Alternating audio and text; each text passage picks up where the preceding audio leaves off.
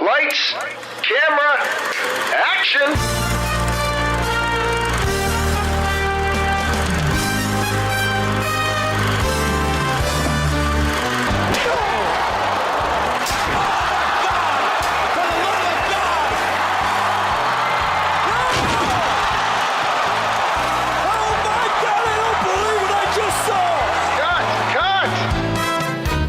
Welcome to Ropes2Reels. I'm at Adam Sandler. At I like Drew Ferris. All right, Drew. Yes. Last week you picked the Adam Sandler football comedy and remake. Yes. The 70s? You have probably a better idea than I do. Burt Reynolds' classic, The Longest Yard. Drew, Yes. before we ask the very important question that we ask every week, I wanted to ask, have you seen both the original and the remake? Yes, and I'll give you the story of why. So when the Adam Sandler one came out, I was a huge Adam Sandler fan because Billy Madison, Mr. Deeds, the other one that's I suck. There's another one in my head that I'm blanking on right now, but beside the point, I was an Adam Sandler fan. I never thought I would see the day where I could name more Adam Sandler movies than somebody. Well, no, it's a specific movie that's just here we are. Waterboy, got it. There you go. His other football movie.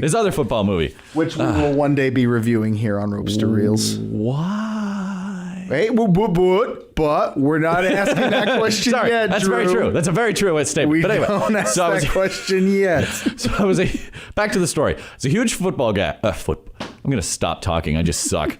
All right. I'm a huge Adam Sandler fan at this point, and Longest Yard had just premiered in theaters. And I told my dad, I want to go see the Adam Sandler movie, Longest Yard. He said, I will only let you see that movie if you sit down and watch the original with me. So that is the reason I've seen the original. And I'll be honest, I kind of prefer the sequel.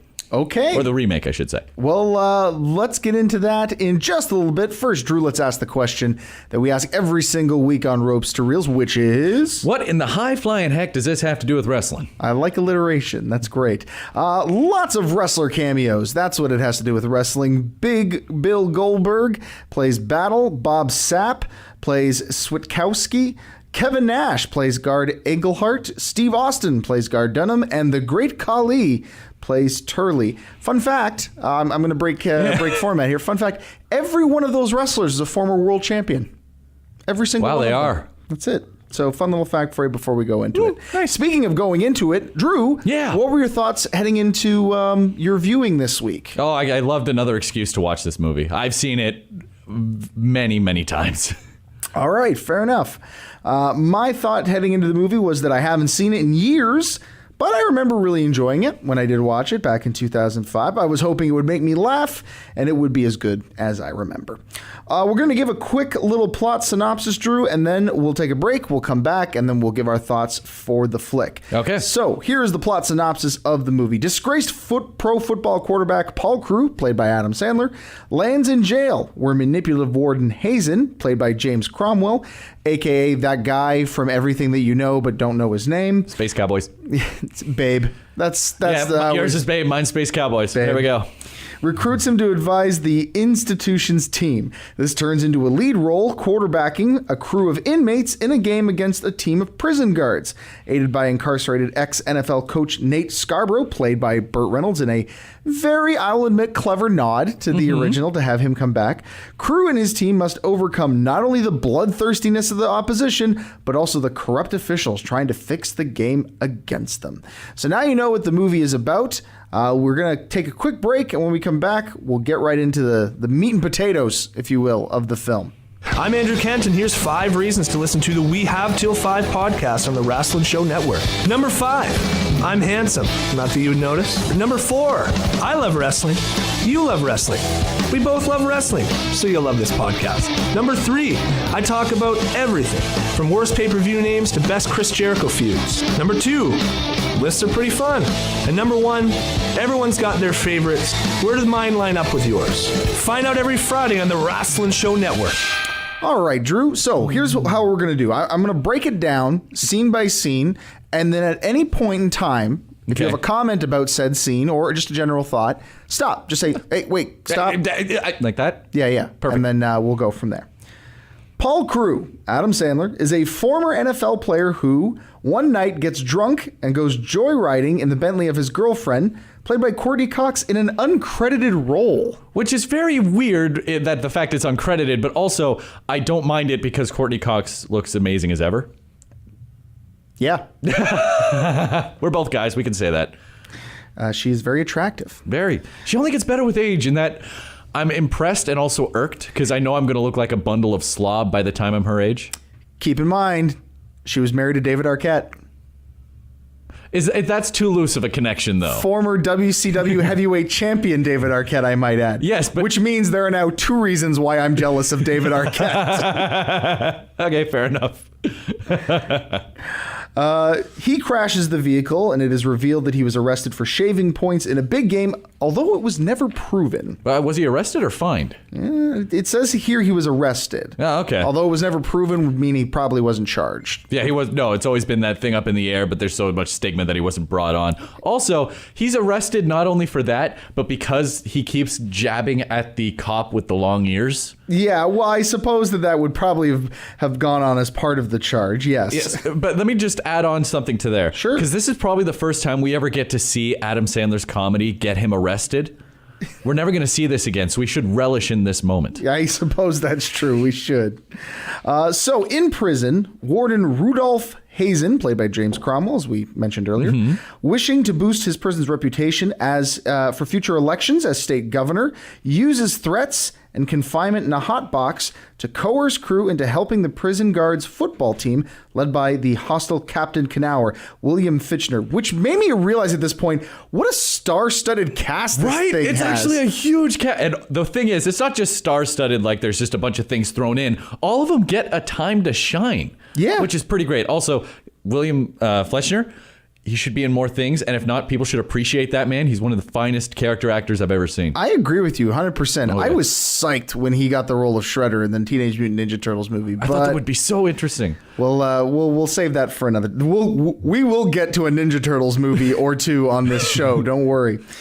Crewe informs Hazen that what his team really needs is a tune-up game to boost the guards' confidence, and is therefore coerced to form an inmate team to play against the guards. He does so with the help of his newfound friend, caretaker Chris Rock, a.k.a. Funny Morgan Freeman from Shawshank Redemption. Actually, they're both guys that get stuff for you. They're both funny dudes. Weird name that makes no sense. Clearly, they were like, oh, yeah, we need a Shawshank guy. And if you're talking about recasting, can I just say, at this point, I was a huge fan of Adam Sandler. Nowadays, hit and miss, mostly miss. 85% of the time miss. But I wanted there to be a different actor to play Adam Sandler's character, because Adam Sandler's just kind of monotone through the entire thing. So not one of his best performances. No. So I looked at the movies that were released that year to see what stars could potentially be brought on to do this. Somebody that can do comedy and really triumph in action, like something that good of a blend. I found it. Oh, Gerard Butler. I'm making the face that like I just smelled a fart, but Really? yeah, I don't know if he could. I mean, maybe it is a bit more of a serious role, so perhaps I could see him in that, but I don't know that I would buy him in a movie with Chris Rock and a lot of the other like putting Gerard Butler in an Adam Sandler movie seems really weird to me, because at the heart of it, this is an Adam Sandler movie. Because of Adam Sandler. So Sure. if you take that out and make it a movie more akin to the original. I will say that it would probably be better in that case, that if it wasn't an Adam Sandler movie with Gerard Butler, I'd buy that. Okay, sure. They start off with a poorly organized team, but before being noticed by other prisoners, former college football star Nate Scarborough, played by Burt Reynolds, who decides to help coach the team by gathering several intimidating inmates as a boost to the team's strength. Who is your favorite member of the Mean Machine team? That is a very hard, very interesting question, but I think it's, no matter when he's on screen, he's always my favorite, no matter what he does. It's Terry Crews. Yeah, Terry's a funny guy, and he likes his yogurt, but you know what?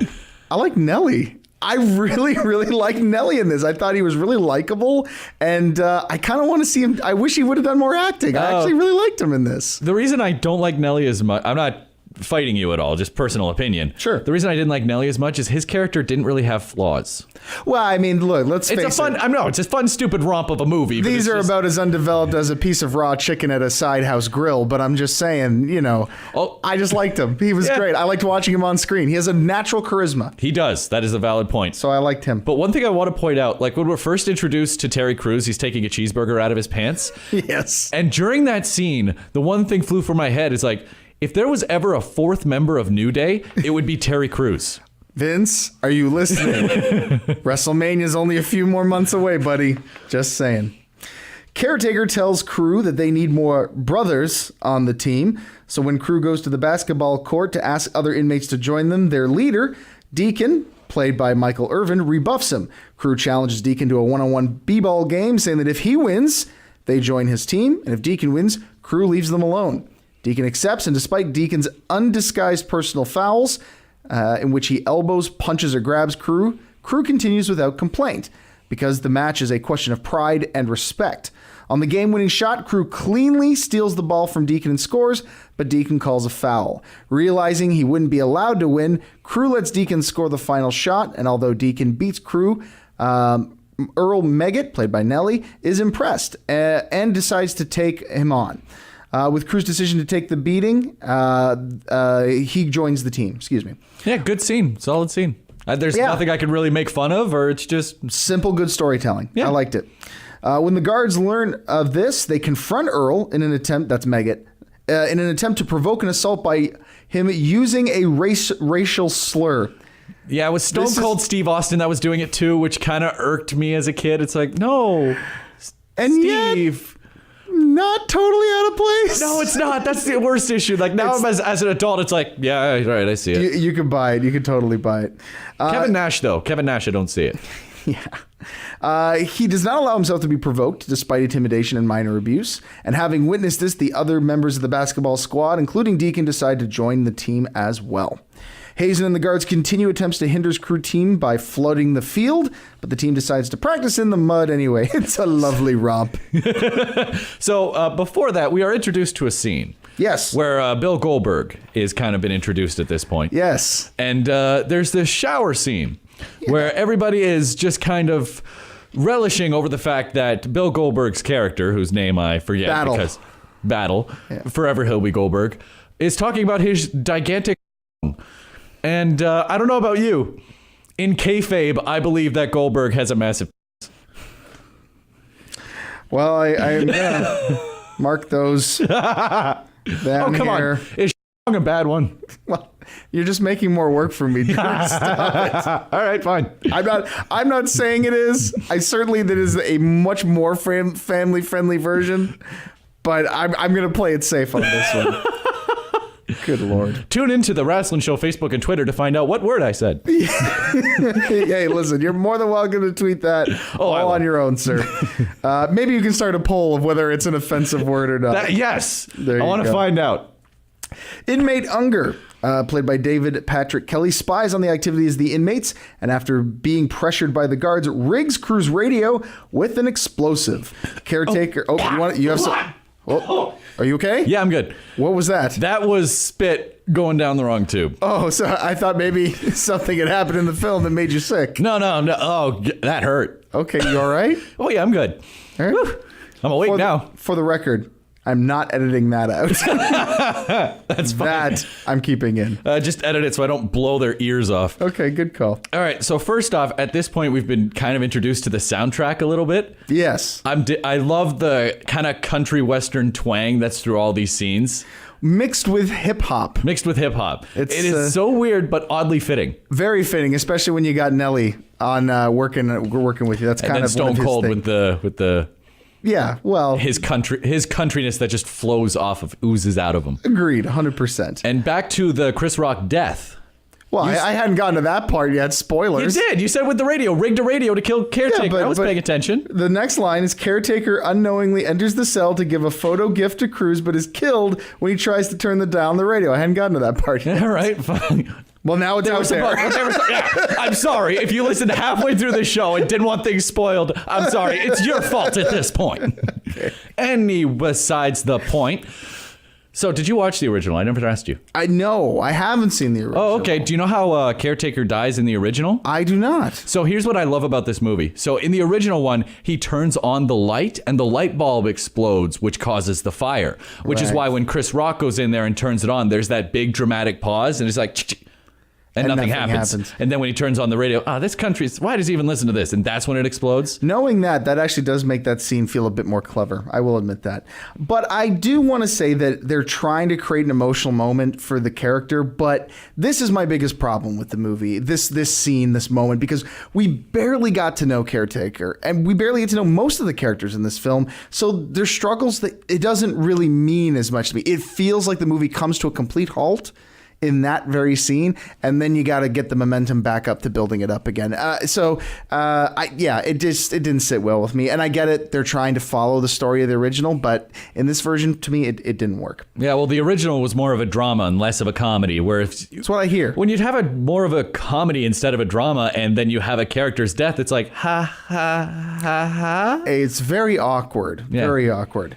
So we get to game day, where the inmates are revitalized in the wake of Caretaker's murder when Crew reveals that Caretaker's last gift to the team is quality gear and uniforms from his cousin at Reebok, with the team name Mean Machine on the uniforms. The Mean Machine overcomes a rough start due to individual inmates attempting to retaliate against the guards for the abuse that they've suffered instead of trying to win the game. Cruz angrily tells the inmates that winning the game is more important and will damage the guards more in their personal grudges and gets them to play as a team. They don't touch on this in the synopsis, but hitting the referee in the groin didn't lead to worse retaliation or a game rejection or ejection. It's prison rules, Adam. Yeah, well, wait, I don't know. That doesn't make sense. Why does it work with some rules and other rules are not enforced? That's fine. It's just one of those. This makes no sense. This was the prototype to the XFL. Don't worry about it. Ladies and gentlemen, the line of the night goes to Drew Ferris. What a good job. What a good joke. The first half ends with the score tied, and the angered Hazen informs Cruz in private that if he does not lose, he'll be charged for Caretaker's murder. But you missed something before this part. Anyway, No, please jump ahead. Go ahead. So, back, I guess. Yeah, don't worry about it. So, Stone Cold has been taken out of the game at this point. That's right. Yes. So, and the reason he's taken out of this game is that racial slur that he threw to Nelly at the library comes back to haunt him. Yeah. Whereas he just gets clotheslined like JBL on steroids, and the whole joke for the next probably 5 minutes is that Steve Austin pooped his pants. As you, with the encyclopedic mind of professional wrestling and its history, is this the most embarrassing moment for Stone Cold Steve Austin? Yeah, I would say so. I don't 5 minutes dedicated to insulting Steve Austin for pooping his pants after being clotheslined. Yeah, it was kind of a low point for the movie. Anyhow, Crew ends up agreeing to Hazen. He backs down on Hazen's threat, asking that the guards refrain from using excessive force on the field after getting a comfortable lead, to which Hazen agrees to do so after they obtain a 2-touchdown lead. After Crew fakes an injury in order to leave the field, his teammates voice their displeasure over his obvious deserting of the team. After seeing that Hazen has broken his promise and 2 members of the Mean Machine are injured, Crew asks Skitchy if the time that he spent in jail for punching the warden was worth it. Skitchy replies that it was worth every second, and this inspires Crew to return to the field. Now, the team initially doubts Crew's resolve and allows him to be sacked twice. After running for the first down on the 4th and long, Crew, realizing that his inmates are still not protecting him due to his prior action, calls a huddle and admits at this point to shaving the points that disgraced him and to the injury that he faked as a result of Hazen's threat to sabotage the other inmates, and asks for their forgiveness, putting his hands in the middle of all of them. Moss puts his hands in, followed by the rest. Okay, so the thing about this is where I again thought Gerard Butler would be perfect, because that man can monologue. Sure. Even when it's in a stupid movie like Olympus Has Fallen. Do you remember when he's on the walkie-talkie just talking to the bad guy? I was sold that entire time. I've never seen the cinematic masterpiece known as Olympus Has Fallen. That is your assignment. Okay. It is an 80s action movie made in the modern era. It is so good. You should really see it. Anyway, so Gerard Butler has this thing about monologues. It's just Adam Sandler doesn't care. There's no passion in his voice, and I know Gerard would at least have some passion in there. I do agree with that. He would have for sure. And follow up to that, I don't know about you. It might be because I'm dainty as all hell. But when Adam Sandler says, put your hands in if you're with me, and then the one guy puts his hand on, then it's Goldberg, then it's Khali, my hand's off. Like, my hand has fallen to the ground. My wrist is broken and in half. Well, maybe they use CGI. Who knows? The Mean Machine, united as a team, quickly scores 2 touchdowns to cut the Guards' lead 35-28. After Meged is injured after a long run, Scarborough comes in for 1 play as a replacement and scores a touchdown off a trick play involving a fumble called a fumble-rooski. And yes, it was. And we cannot confirm whether or not Zack Ryder was involved in the naming of this. Nice. So, was this the first instance of You Can Do It from Rob Schneider? No. That was a long-running gag. I think that went back to The Waterboy, actually. Oh yeah, because then it wasn't Mr. Deeds as well when the cat came out of the building. Right. Yeah, who knows? If there's some Adam Sandler historian, some Rob Schneider expert out there that can tweet I'm so sorry that's what you dedicated your life to. The first instance of the You Can Do It, please listen. Because I'm pretty sure it might have also been in Little Nicky as well. God, it's entirely possible. We're talking about a lot of Adam Sandler movies here. We might talk about more later too. We'll see. Mean Machine decides to go for the 2-point conversion and the win. As they get up to the line, they seem to be confused, and Crew and Scarborough start arguing in order to trick the Guards. Moss gets the snap and passes it to Crew, who scores the winning conversion, winning the game. And at this point in the movie, I'm out of it. It's complete. I'm not absorbed in the film anymore, as if I ever was. Right. It was when this rugged up, scarred up, missing eye broadcaster just like Mean Machine.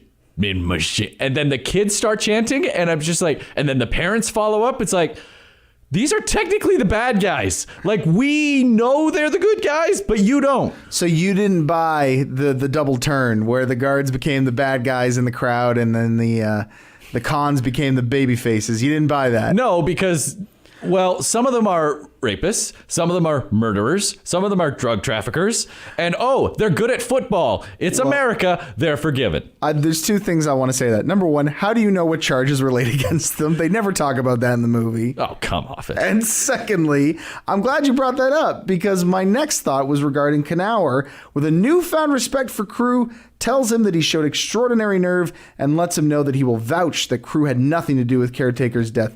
A plot needed face turn. Didn't understand this at all. Well, yeah. Well, it kind of makes sense beforehand.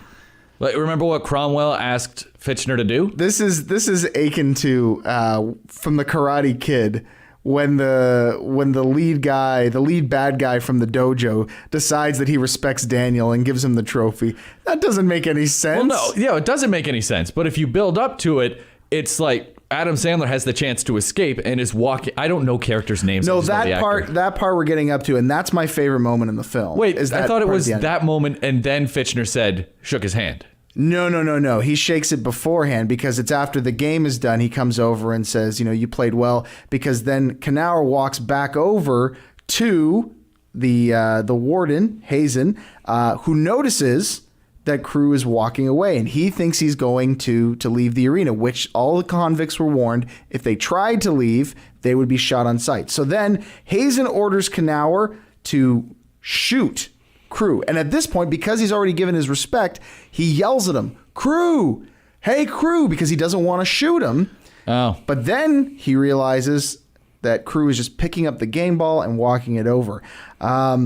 With a shocked look on Hazen's face. I love this moment. It was a great dramatic moment. Was that part of the original as well? Yes, that was part. But it was, again, more of a drama. There was more of Burt Reynolds trying to get away. Right. Like, there was a big undertone of he doesn't want to be here. Yeah. He's there to help his brothers, but he's not there in the prison. So that scene does happen. Okay. I say there's more impact in the original, but that's just because it's a drama. Sure. Crew returns the ball to Hazen, telling him to stick it in his trophy case.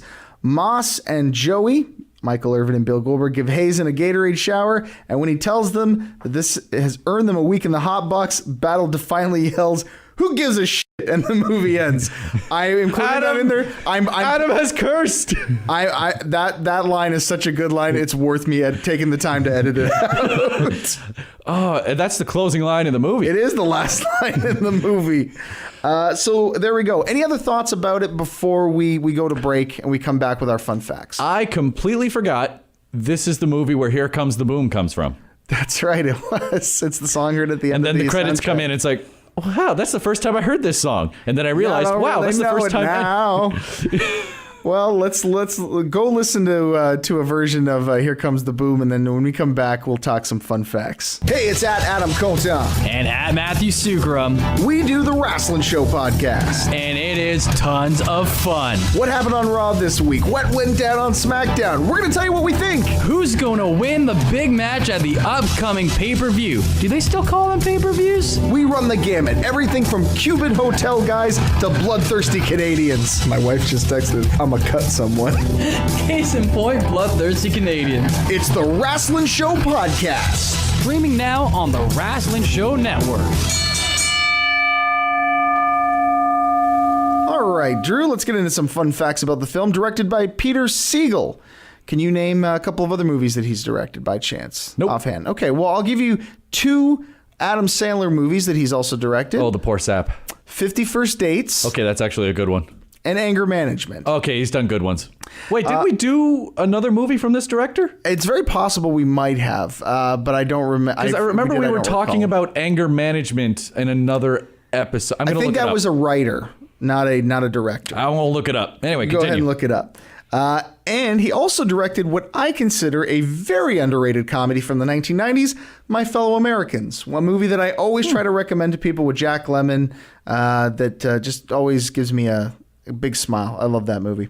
Screenplay written by Sheldon Turner, who also penned Up in the Air, The Texas Chainsaw Massacre, The Beginning. Remember earlier, before I talked about a lot of different Texas Chainsaw Massacres out there? Yeah. That's one of the not so good ones.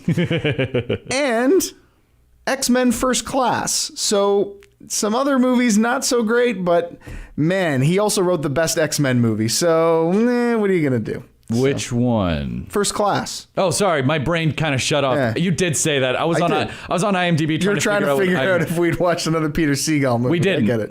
I know we didn't. Dang it. It's okay. It's okay. Yeah, it makes up it because he wrote the best X-Men movie. Yes, he did. Okay. Well, then there's Logan, but you and I have very different opinions. We do on have that. different opinions on that, but we can both agree on First Class. That is a good movie. What was the budget for this movie, Drew? Oh, it's probably expensive as all hell. I'd say so. Geez, 75 mil. You actually lowballed it. $82 million to make The Longest Yard. Doesn't look like that much of it's got to be talent. It's catering. Think about all those football players, all those wrestlers. You got to feed those guys every day. It's all catering. One table for Kali alone. Pretty much, yeah. And that includes the table. Like, he eats the table when he's done. He doesn't need a fork and knife. He needs a battle axe and a trident. Exactly. How much did it make? Ooh, that was probably a really popular one. Let's go 200 mil. Very close. $190 million. You're very close. I'm going to get one of these days. You are. This film was nominated for quite a few awards and a winner of a few as well. It won the BET Comedy Award for Outstanding Supporting Actor in a Theatrical Film for Chris Rock's performance. And this movie was also the winner of the Teen Choice Award for Choice Rap Artist in the Movie. That prestigious that's a title. category? A very prestigious category. It's the Teen Choice Award. What did he go up against? I don't know who Nelly went up against in the performance, but he won. So there you go. Also nominated for 2 MTV Movie Awards, including Best Comedic Performance for Adam Sandler's work on the film and Best Breakout Performance for Nelly. Was also nominated for a Worst Supporting Actor nomination for Burt Reynolds for a Razzie. Really? Yeah, that and Dukes of Hazzard. I agree. But the Razzies aren't, they're not really the worst of the worst. They're just more of what's hip to crap on. Yeah, I don't know. Burt Reynolds did a Burt Reynolds job. He was fine. And it also got a Stinker's Bad Movie Award, which I think might be my favorite title for a film award ever, for Worst Remake and Worst Screenplay for a Film, grossing more than $100 million using Hollywood math. That's a great category. I don't care who you are. That's a great category. So many asterisks. Yes, so many asterisks. We all know it's a remake, and Burt Reynolds, who plays Coach Nate Scarborough, played Paul Crewe in the original 1974 film. Burt Reynolds was supposed to have a stunt double for when he got hit by Brian Bosworth on a touchdown run, but the Burt insisted on doing it himself, saying that he's got one run left in him. Bosworth himself was honored by the whole situation, saying, "Who else can say they got run over by Burt Reynolds?" Reynolds went through the hit in one take with no injuries, but he did have to be helped off the field. Well, yeah. Michael Papajohn, who plays guard Papajohn, that's his name. That's his real name. That's legit. There's no Hollywood fakery. That's his real name. He plays guard Papajohn. Was Adam Sandler's stuntman in The Waterboy. So a weird little kind of full circle thing here. Making the hard hits as Bobby Boucher in The Longest Yard, things came full circle as Michael has his own stuntman on the movie. There you have it.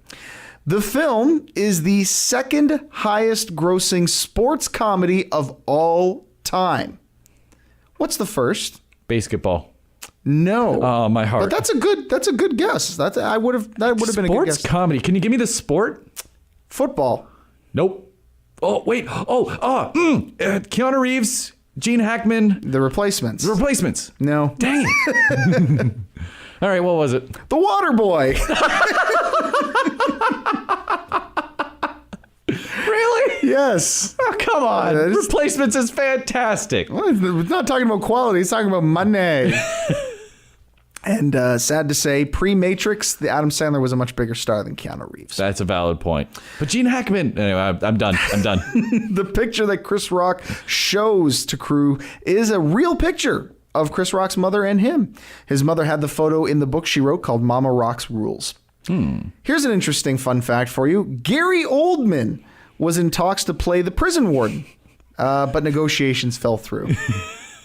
We need to get everyone on the field. Who? Everyone. It's my go-to Gary Oldman quote. And although it doesn't say what role he was set to play, the warden. No. I'm talking. There's another casting fun fact here. Although I don't know, it doesn't say what role he was scheduled to play. Snoop Dogg was attached to the film but had to drop out, and now I'm kind of sad because I like Snoop Dogg a lot, and I would have liked to see him in this. Okay, so now that we've both seen the movie, what character do you think Snoop Dogg would have played?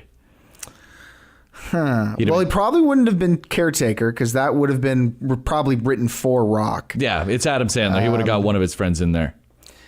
Maybe Nelly, maybe the Megan role because they maybe wanted to get another rapper to be in there. I was thinking Terry Crews's character. Cheeseburger. I think Snoop Dogg would have been like.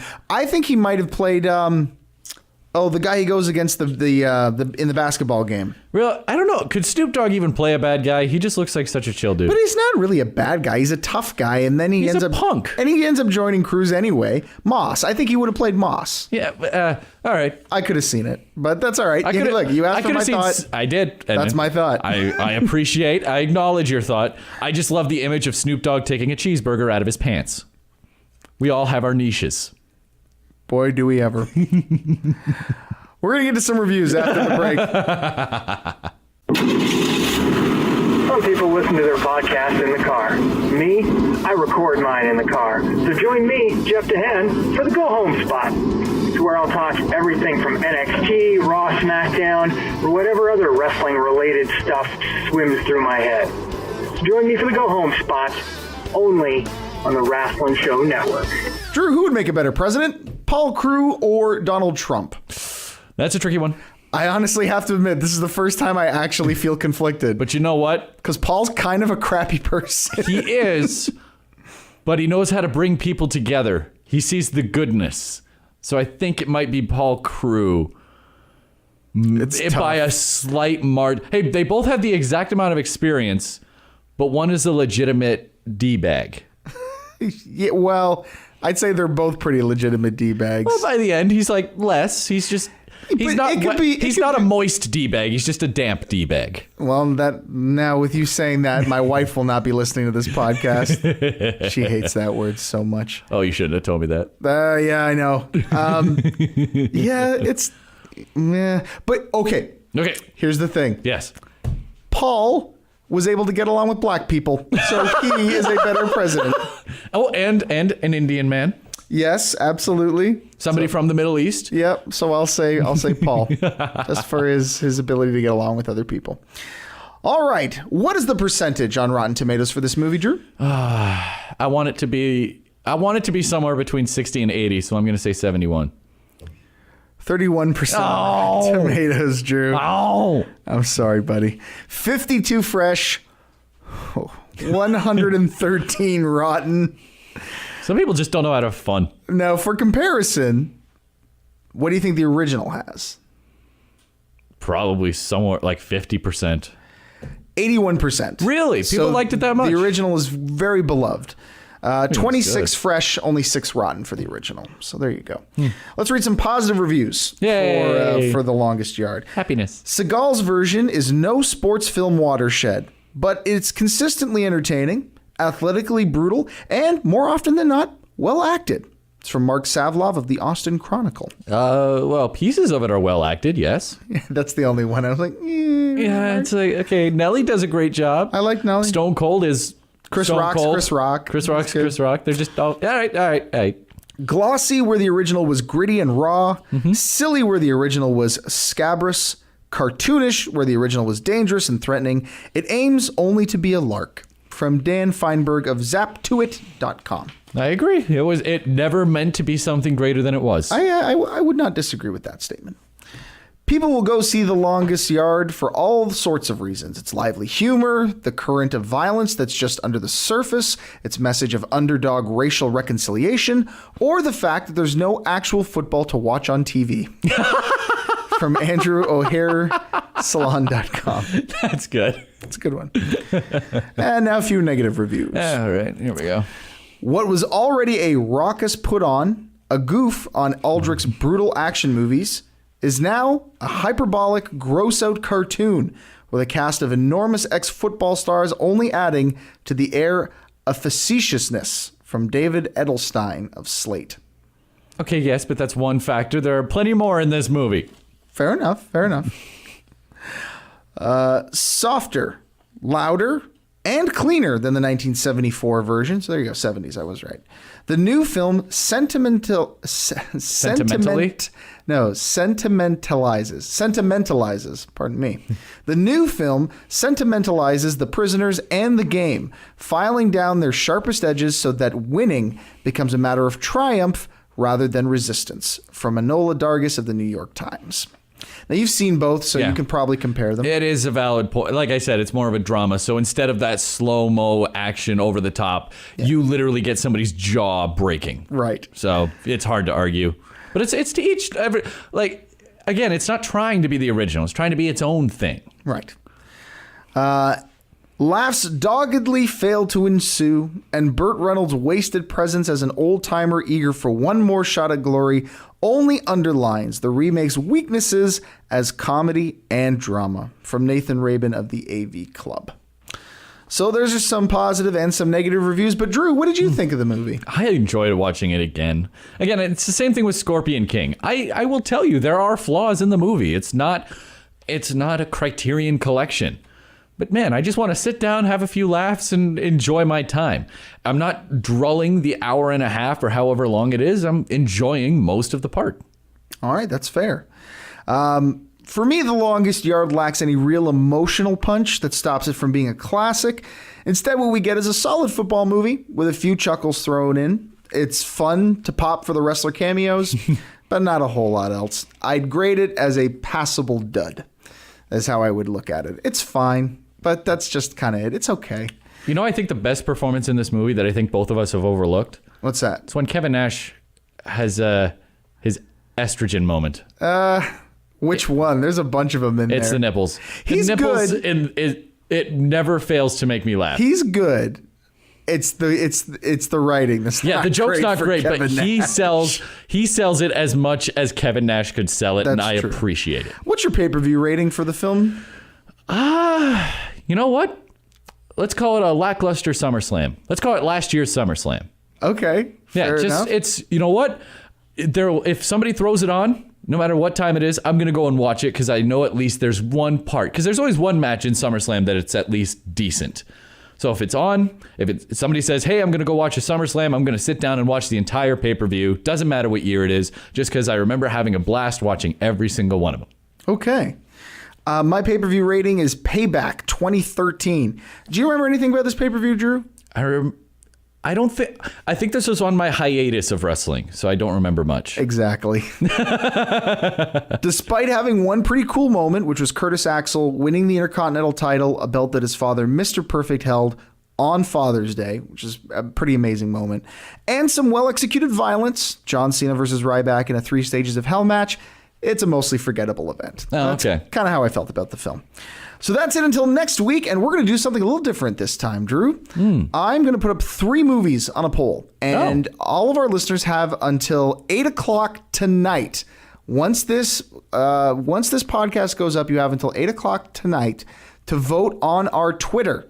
That's at The Wrasslun Show. Vote on that Twitter. The theme? Puppets. Oh, dear God. So we're either going to watch... What? You have my undivided attention. What 3 possible movies could you have picked? I want to point out that this means there are at least 3 movies with puppets that have a connection to professional wrestling. I'm just thinking like maybe is there a Muppet movie in there? The first selection is Muppets from Space. The second selection is Gremlins 2, The New Batch. Oh, God. And the third selection is Puppet Master X or 10, I'm not sure, Axis Rising. So those are your 3 choices. Go vote now. You have until 8 p.m. Eastern Standard Time tonight. And one of those movies will be the movie that Drew and I review on the next episode God. of Ropes2Reels. Your call to action this week, vote in the poll and share. Rate and review on iTunes. Before we go, anything else you want to say, Drew, before we sign off today? No, here's what I want. We've kind of given a general idea if there are movies that can be fun but also terrible. Yes. Longest Yard and Scorpion King. I guarantee you we're going to review a few of them on this show at some point. Exactly, but I want somebody to just give me another one. I enjoyed watching Longest Yard, which was just a fun romp that nobody had to take seriously. Give me a movie that if you turn your brain off, you're going to have a heck of a time. That's what I want. Okay, well, I tell you what we'll do. Maybe we could do that for Twitter. Let us know if you've got a film that's a good brainless romp. Send it to @I like Drew Ferris. Yeah. All right. Thank you guys very much for listening to us. Until next week, I'm @Adam Kota. @I like Drew Ferris. And when it comes to The Longest Yard, 2005 edition, that's a wrap. This